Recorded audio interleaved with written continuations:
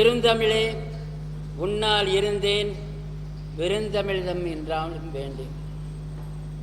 நடந்து முடிந்த தேர்தலில் பாரத பிரதமர் நரேந்திர மோடிஜி அவர்கள் நேற்றைய தினம் பிரதமராக ஆகியிருக்கிறார். அவர்களுக்கு என்னுடைய மனமார்ந்த நன்றியும் வாழ்த்துக்களையும் ஆசிகளையும் தெரிவித்துக் கொள்கிறேன். வேற என்ன கேட்கப்படுறீங்க? முடிட்டாரு. தமிழ்நாட்டில் வெற்றி பெற்றவர்களுக்கெல்லாம் வாழ்த்துக்கள். தோல்வியுற்றவர்களும் நிறைய ஓட்டு வாங்கியிருக்காங்க. தம்பி சீமானும் நிறைய ஓட்டு வாங்கியிருக்காரு. தம்பி அண்ணாமலையும் நிறைய ஓட்டுகள் வாங்கியிருக்காங்க. மக்கள் தமிழ்நாட்டில் உள்ள மக்கள் எல்லாருக்கும் ஓட்டு போட்டிருக்காங்க. வெற்றி பெற்றவர்களுக்கு வாழ்த்தும், தோல்வியற்றவர்களுக்கும் வாழ்த்துக்களை தெரிவித்து எல்லாரும் நல்லா ஓட்டு வாங்கியிருக்காங்க. நல்ல ஓட்டு வாங்கியிருக்காங்க. தமிழ்நாட்டு மக்கள் சார் நல்லா வளர்ந்து தான் ஓட்டு எல்லாருக்கும் போட்டிருக்காங்க. எல்லாருக்கும் என்னுடைய வாழ்த்துக்களை தெரிவித்துக் கொள்கிறேன். ஒரு வருத்தம் தமிழ் மக்கள் மீது என்னென்னா, அன்றைய தினம் இலங்கையிலே லட்சக்கணக்கான மக்களை கொன்று குவித்தவர்களும் வெற்றி பெற்று விட்டார்களே என்ற வருத்தம் தான் எனக்கு. அதனால தான் அவர்கள் மத்தியிலே ஆள முடியவில்லை. அதே நேரத்திலே நரேந்திர மோடி அவர்கள் இலங்கை தமிழர்களுக்கு வீடு கட்டி கொடுத்தார். வெற்றி பெற்ற நரேந்திர மோடி அவர்களுக்கு 2 கோரிக்கை வைக்கிறேன். ஒன்று, அன்று இந்திரா காந்தி கச்சத்தீவை தூக்கி கொடுத்துருக்காங்க. அந்த கச்சத்தீவை மீட்டு இந்த மீனவர்கள் மீன் பிடிக்க முடியலை, படகுகள் அறுக்கப்பட்டது, மீன்மடை அறுக்கப்பட்டது. இதற்கெல்லாம் காரணம் கச்சத்தீவு தான். கச்சத்தீவு நம்மகிட்ட இருந்தால் மீன்கள் அங்கே அதிகமாக கிடைக்கிது. ஆக கச்சத்தீவை மீட்டு நம்முடைய தமிழ்நாட்டோடு இணைக்கணும். அது ஒன்று. ஈழத்திலே உள்ள தமிழர்களை கொஞ்ச நெஞ்சம் இருக்கிற மக்களை பாதுகாக்க தமிழ் ஈழத்தை ஏற்படுத்த வேண்டும். இந்த 2 கோரிக்கைகளையும் நம்முடைய பாரத பிரதமரிடம் வைக்கிறேன். மற்ற வேறு என்ன இருக்க விட செய்வாங்க. ஐயத்தானே செய்ய முடியும். இவ்வளவு வருஷமா 60 வருஷமா செய்யலையே ஒருத்தர். தேர்தல் நேரத்தில் மட்டும் கச்சத்தீவு பேசப்பட்டது. அப்படிலாம் இல்லை. எப்பொழுதும் பேசுகிறாங்க, எப்பொழுதும் பேசப்படுகிறது. நான் எப்பொழுதும் அந்த கோரிக்கை வச்சுக்கிட்டு தான் இருக்கேன். 60 வருஷமாக விட்டுட்டோம். 60 வருஷம் ஆண்டவர்கள் செய்யவில்லையே. இப்போ நானும் பேசப்படுகிறது அல்லவா? அது ஒரு பெருமைக்குரிய விஷயம் தானே. தவறான ஆவணங்கள் கொடுக்கப்பட்டதா? அதெல்லாம் இல்லை, சரியான ஆவணங்கள் தான் கொடுக்கப்பட்டது. வேற என்ன கேட்க? ரொம்ப மகிழ்ச்சி. ஏன்னா இலங்கை தமிழர்களுக்கு வீடு கட்டி கொடுத்துருக்காரு, நாட்டை மீட்டு கொடுக்கணும். அதனால மகிழ்ச்சி. கூட்டணி ஆட்சி அமைஞ்சிருக்கிறது. இருக்கட்டும், இருந்தா அதெல்லாம் சரியா வந்துருவாங்க. சரியா வந்து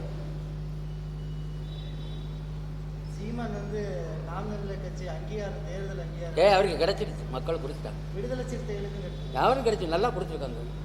அண்ணாமலைக்கும் ஓட்டு போட்டுருக்காங்க. எல்லாருக்கும் சரிசமமாக கொடுத்துருக்காங்க. எல்லாருக்கும் கொடுத்துருக்காங்க. அப்போ தமிழக மக்கள் முடிவு சரியான முடிவு. எல்லாருக்கும் கொடுத்துருக்காங்க.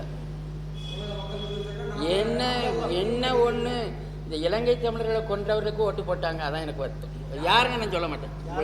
யாருக்கு ஓட்டு போட்டாங்கன்னு உங்களுக்கு தெரியும். இலங்கை தமிழர்களை கொன்றது யார்? இராணுவத்தை அனுப்புனது யார்?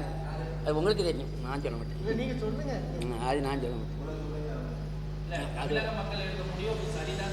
தமிழக மக்கள் முடிவெடுத்தது ஒன்றை குறை. இலங்கை தமிழர்களை கொன்றவர்களுக்கு ஆதரித்தது வருத்தம்.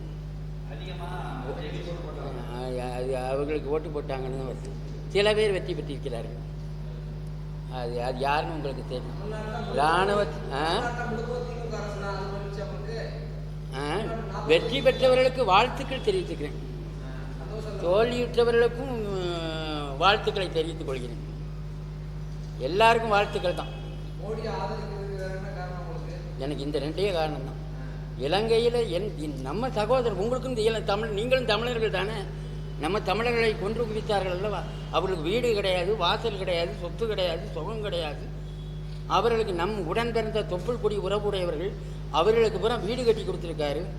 நாடு கிடைக்க வேண்டும் என நான் சீமான் என்ற கேட்டுக்கிட்டார். மோடிக்கிட்ட சொல்லுங்கன்னு அதைத்தான் கோரிக்கையாக வைத்துள்ளேன். ஆமாம், சீமானிட்ட சொன்னார். என்னை இங்கே பார்த்து சொன்னார். அவங்க கட்சிக்காரங்க சொன்னாங்க. ஒரு தடவை பேட்டி எடுத்தாங்க. அப்பொழுது நாடு கட்டி வாங்கி கொடுங்க சாமின்னு சொல்கிறேன்.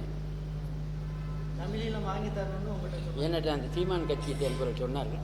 சரி நான் சொல்கிறேன். பேட்டி எடுத்தாங்க. சீமான் கட்சி ஒரு டிவி வச்சுருக்காங்க. அவங்க டிவியில்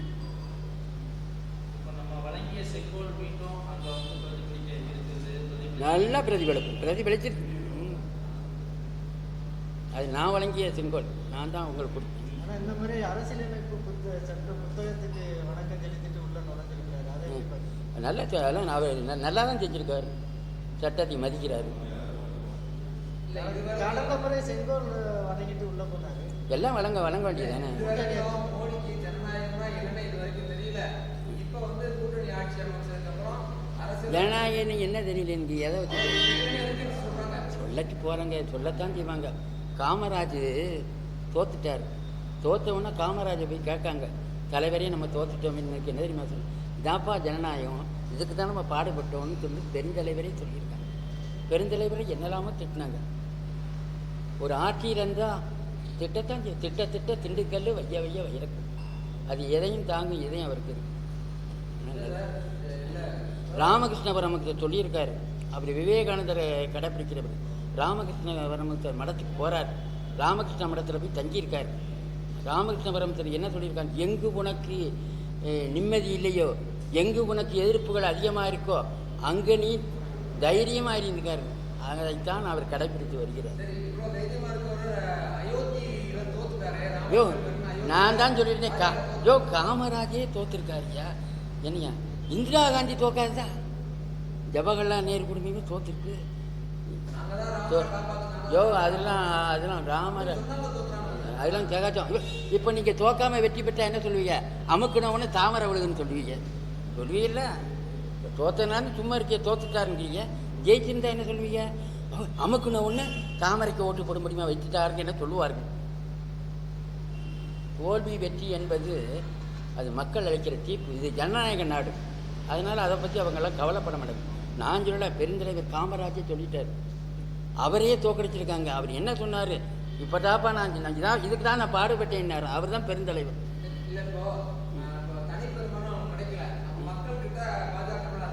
அதெல்லாம் கிடையாது, அதிருப்தின்னு நம்ம சொல்ல முடியாது. 243 வாங்கியிருக்காங்க. 60 வருஷம் ஆட்சியில் இருந்தவர்களே 99 தான் வாங்கியிருக்காங்க. 10 வருஷம் இருந்தவங்க 243, அது பெருமை அல்லவா. அவங்களாம் டபுள் மடங்கு வாங்கியிருக்காங்க. அதை ஏன் நீங்கள் போட மாட்டேங்க.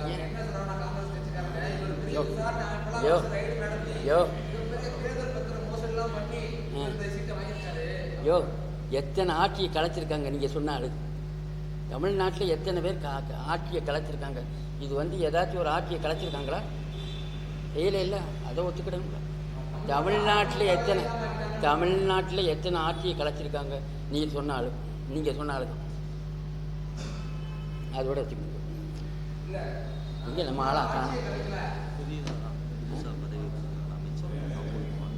ஆமாம், புதிதாக பதவியேற்ற அமைச்சர்களுக்கும் வாழ்த்துக்களை தெரிவித்து, ஒரு தாழ்த்தப்பட்ட சமுதாயத்தை சேர்ந்தவங்களை வந்து ஜனாதிபதி ஆக்கிய பெருமை பாரதிய ஜனதாவுக்கு தான் உண்டு. அதே போல் அப்துல் கலாமை ஜனாதிபதி ஆக்கி அவருக்கு பெருமதிப்பு கொடுத்தாரு. அவருக்கு சமாதி வச்சு அதுக்கு பிரதமரே வந்து இருந்து அதையெல்லாம் எவ்வளோ பெரிய பெருமை, அதையெல்லாம் சொல்ல மாட்டீங்க.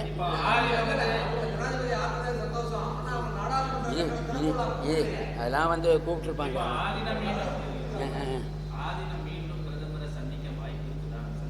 நல்லா சந்திப்பேன். இந்த கோரிக்கையை வைப்பேன், தமிழர்களுக்காக நான் கோரிக்கை வச்சு தனி நாடு கேட்பேன்.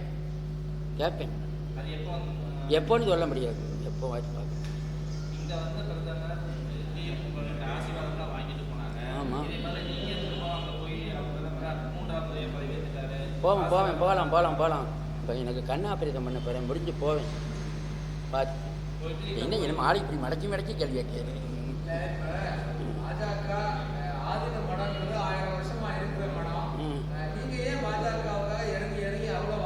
நான் என்ன போய் தேர்தல் பிரச்சாரத்துக்கு போனேன்னா, இறங்கி எங்கே போனேன்? தேர்தல் பிரச்சாரத்துக்கு போனேன்னா, எங்கேயாவது நான் தேர்தல் பிரச்சாரத்துக்கு போனேன்னா நீங்கள் எத்தனை டீம் பார்த்துருக்கீங்களா?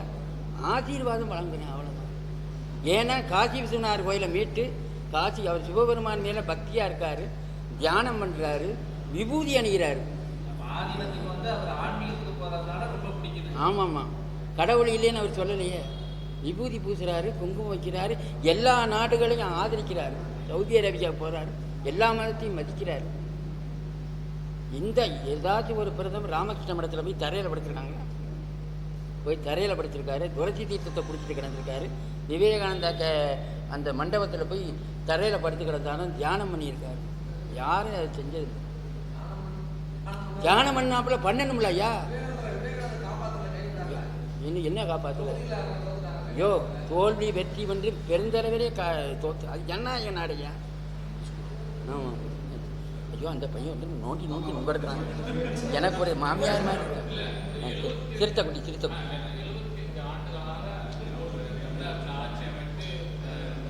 நீ என்ன டிவி நியூஸ் என்ன?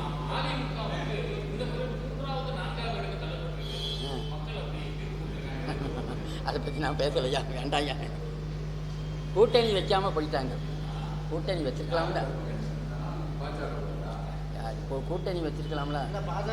ரொம்ப கேவலமாக பேசுகிறது கொள்வது பேசக்கூடாது. எவ்வளவு சீனாமோனாக்கான எவ்வளோ தூரம் கூட்டணியை வச்சு அதை சொல்லிட்டேன். அந்த எவ்வளோ தூரம் அவர் கட்டமைச்சு, சீமான் எவ்வளோ கட்டமைச்சு ஓட்டு எவ்வளோ வாங்கியிருக்காரு. அந்த மாதிரி ஒரு கட்டமைப்பில் அதிமுக கட்டமைப்பு நல்லா இருந்திருக்கணும். அது செய்யலை. அது தவறிட்டாங்க. இல்லை, நல்லா ஓட்டு வாங்கியிருக்காரு. நல்ல பேசாமல் இருக்க முடியுமா? இவங்களும் தான் பேசுகிறாங்க. யாரும் தான் பேசலை, எல்லாரும் தான் பேசுகிறாங்க. ஈழத்தமிழர்களுக்காக என்னைக்கும் உண்டு. இலங்கை தமிழர்களுக்கு ஆதரவு கொடுத்தா கொடுப்பேன். அவ்வளோ வந்து பார்க்குறாரு, கொள்கிறாரு. 2-3 தடவை என்னை 2 தடவை வந்து சந்திச்சிருக்காரு. இலங்கையும் சிங்களம் கொண்டுருவாங்க. ஆமாம் ஆமாம். நான் தனி ஈழம் கேட்குறேன். தனி தமிழ் ஈழம் கேட்டுக்கிட்டு இருக்கேன்.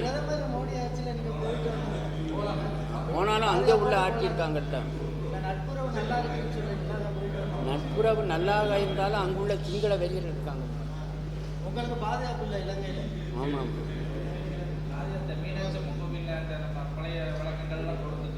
அதெல்லாம் நடக்குது. அதெல்லாம் பழைய ஸ்டாப்லாம் நான் செய்யலை. நான் கரெக்டாக செஞ்சுக்கிட்டேன். அவங்க காலத்தில் நிறுத்திட்டாங்க. நான் அந்த கட்டளையெல்லாம் ஒழுங்காக நடக்குது. மண்டகப்படி நல்லா நடக்குது. இப்போ குரு பூஜை அன்னைக்கு வெள்ளித்தேர் இங்கே வந்துச்சு. அதெல்லாம் நல்லா நடக்கும். மண்டகப்படியெல்லாம் ஒரு மாதம் 70,000 ரூபா கட்டுறேன் நான். தாயிரத்தை மண்டகப்படி அதெல்லாம் நடக்குது.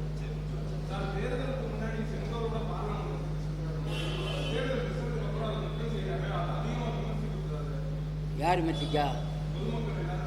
அதெல்லாம் பொதுமக்கள்லாம் ஒன்று சொல்லி இது ரொம்ப சொல்லாது. அதெல்லாம் விமர்சி சரி சரி.